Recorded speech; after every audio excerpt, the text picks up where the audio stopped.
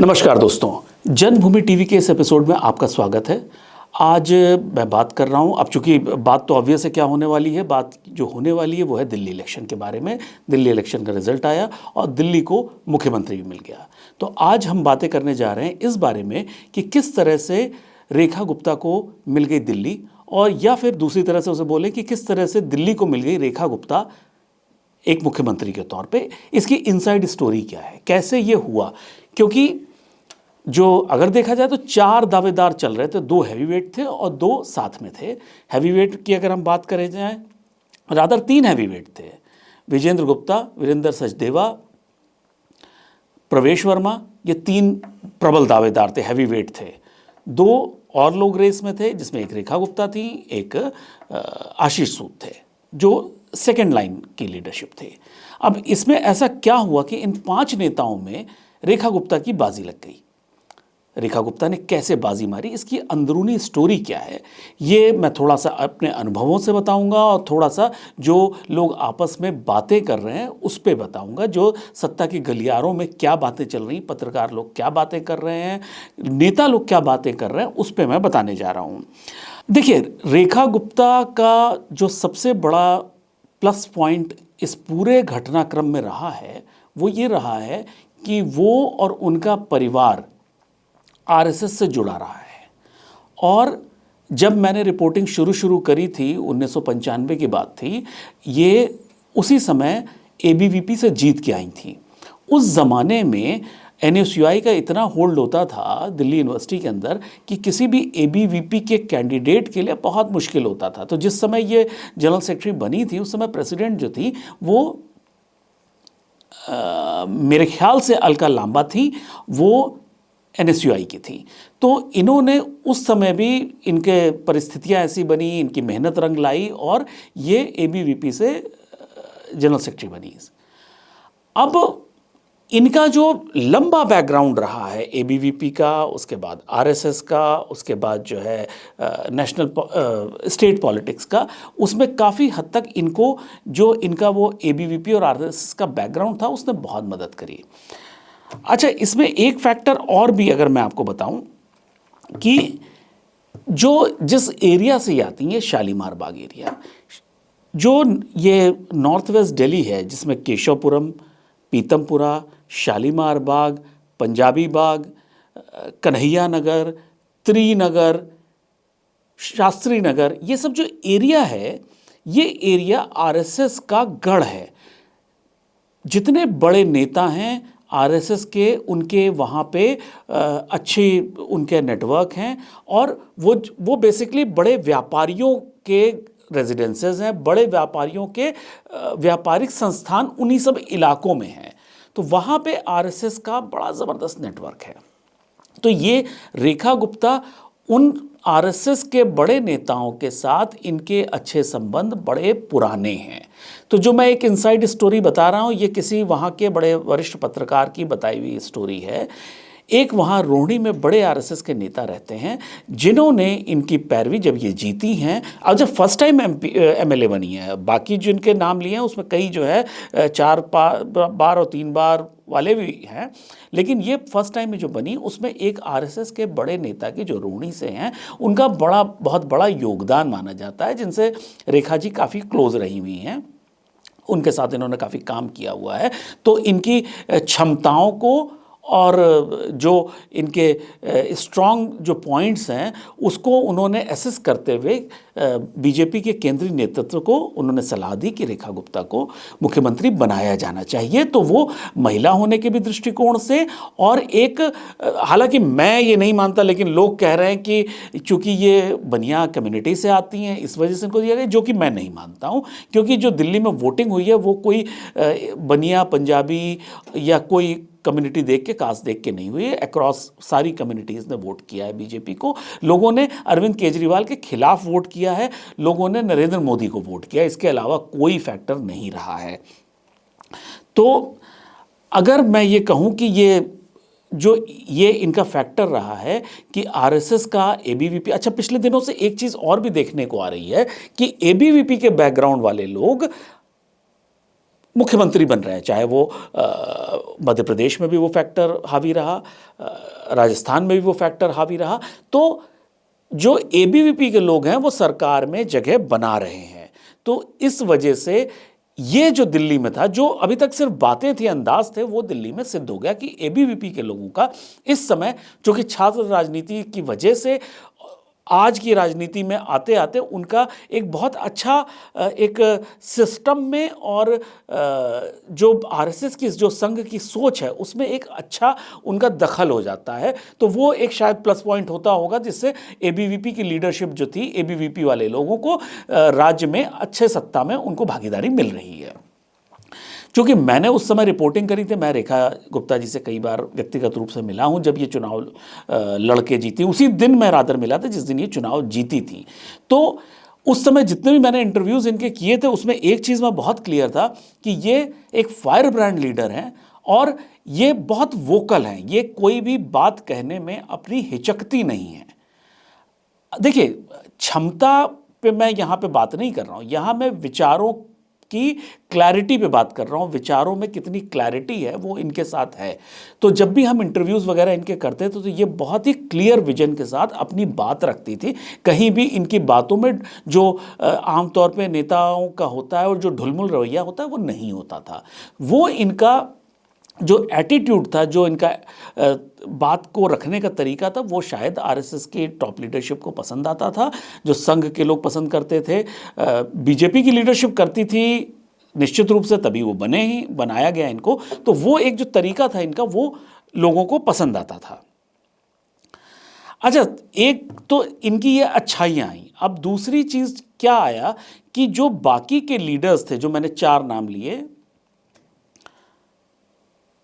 विजेंद्र गुप्ता जी बड़े दिल्ली के नेता हैं और बड़े व्यापारी वर्ग से उनका ताल्लुक़ रखते हैं और व्यापारी वर्ग में उनकी बड़ी अच्छी पकड़ है। तो इस समय का जो भाजपा है, जो इस समय की बीजेपी है, वो बहुत ज़्यादा हैवी वेट नेता को दिल्ली क्या कहीं भी बहुत ज़्यादा इंटरटेन नहीं कर रही है। वो ऐसे नेताओं को ज़्यादा इंटरटेन कर रही है जो एक तरह से अपने आप को प्रूव करने के लिए, पद पे आने के बाद अपने आप को प्रूव करने के लिए, अपने आप को साबित करने के लिए जान लड़ा दें।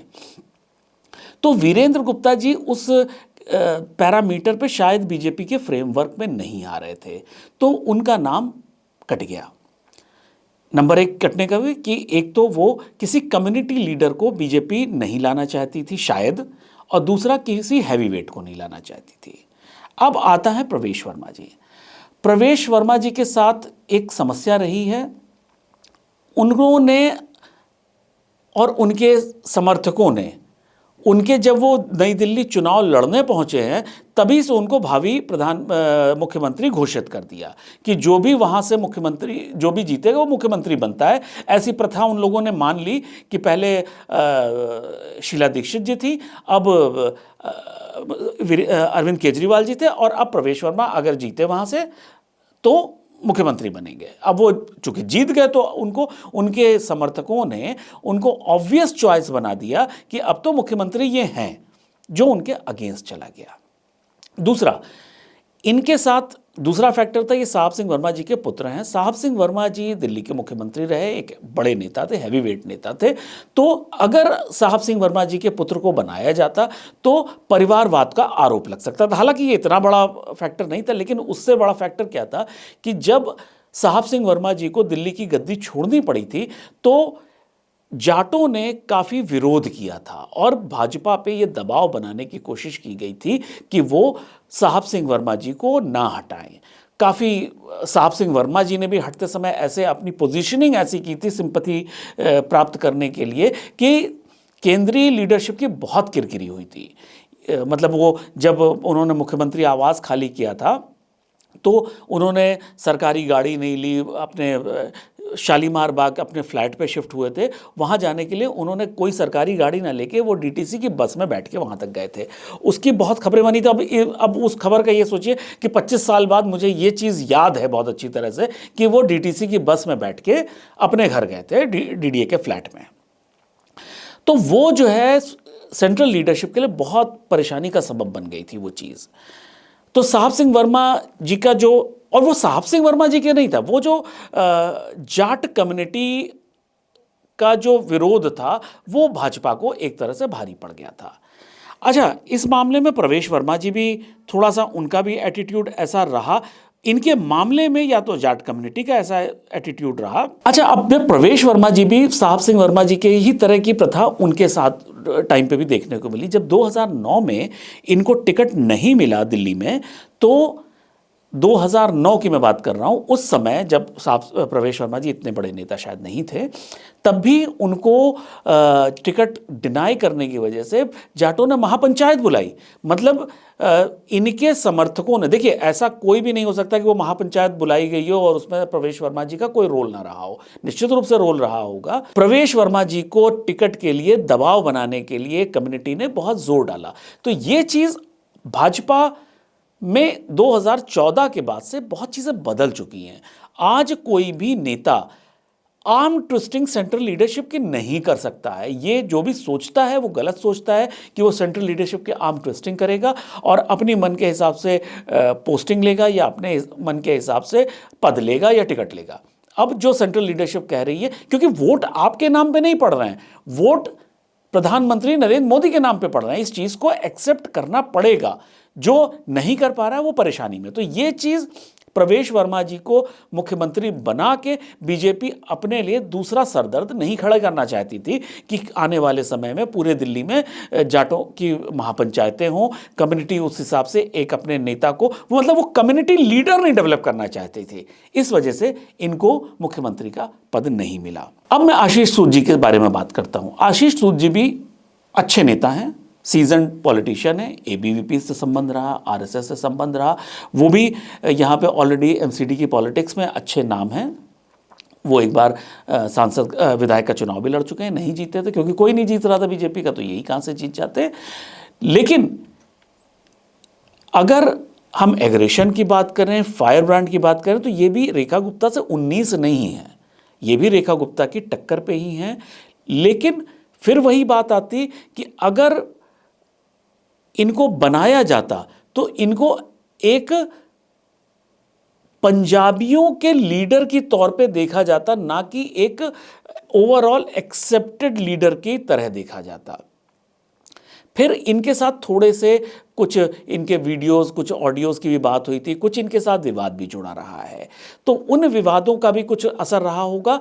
लेकिन जो मोटा मोटा जो इनको ना बनाए जाने के पीछे रहा है कारण, वो ये रहा है कि बीजेपी इस समय किसी कम्युनिटी के लीडर को डेवलप नहीं करना चाहती है।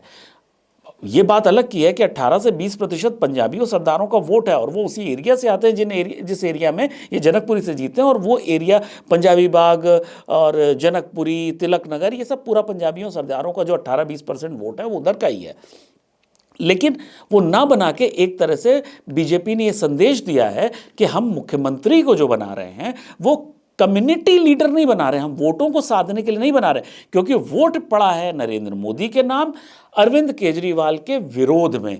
तो इस वजह से जो मुख्यमंत्री बनेगा वो ऐसा आदमी चाहिए जो परफॉर्म कर सके, जो केंद्र के साथ मिलके काम कर सके, ना कि जातीय समीकरण बैठाने में या लोकल राजनीति में बहुत ज़्यादा इन्वॉल्व हो। ऐसा आदमी मुख्यमंत्री पद के लिए ज़रूरत नहीं थी।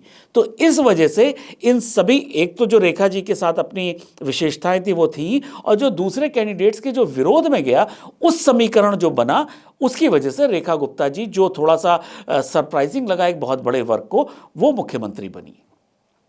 तो ये थी रेखा गुप्ता के मुख्यमंत्री बनने की इनसाइड स्टोरी।